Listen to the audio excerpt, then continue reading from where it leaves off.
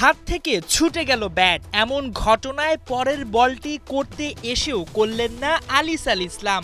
ব্যাপারটা ভালোভাবে নেননি সাব্বির রহমান। এরপরের বলে ব্যাটিং স্ট্যান্স থেকে সরে দাঁড়ালেন তিনি। শীতের সন্ধ্যায় সিলেটে ক্ষণিকের উত্তেজনা। অবশ্য এমন উত্তেজনার শেষটা করলেন সাব্বির নিজেই, আলিসের বলে ব্যাক টু ব্যাক 6 মেরে।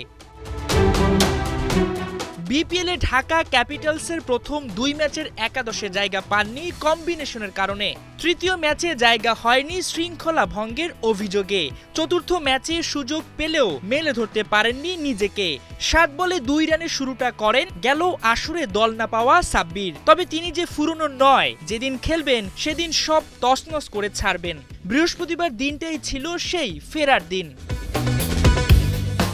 চিটাগাং কিংসের বিপক্ষে সাব্বিরের এক একটা শট যেন ছিল এক একটা সমালোচনার জবাব, এক একটা 6 যেন ফিরে আসার বার্তা। ক্লাসের সেই ব্যাট বয় সাব্বিরই হলেন ঢাকার ফার্স্ট বয়।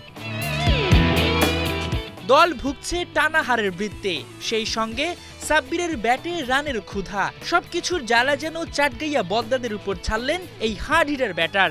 নজর কাড়া সব শটে সিলেটের মাঠ গরম করে তুলেন এ ঢাকাইয়া ব্যাটার। 71 মিটার থেকে 93 মিটার মাঠের চারপাশে চলেছে তার তাণ্ডব। বিস্ফোরক ব্যাটিংয়ে চলতি বিপিএলে নিজের দ্বিতীয় ম্যাচে মাত্র 22 বলে তুলে নেন 50। অবশ্য হাফ সেঞ্চুরি করে থেমে থাকেননি সাব্বির। চাবুকের মতো ব্যাট চালিয়ে মাত্র 33 বলে খেলেন অপরাজিত 82 রানের ইনিংস। প্রায় 250 স্ট্রাইক রেটে ব্যাট করা ঢাকাইয়া ব্যাটারের ইনিংসটি ছিল 9টি ছক্কা ও 3টি চারে সাজানো। এমন দুর্দান্ত ব্যাটিং করেই হয়তো কামব্যাক করতে চেয়েছিলেন সাব্বির রহমান। মাহমুদুল হাসান সজীব, 71।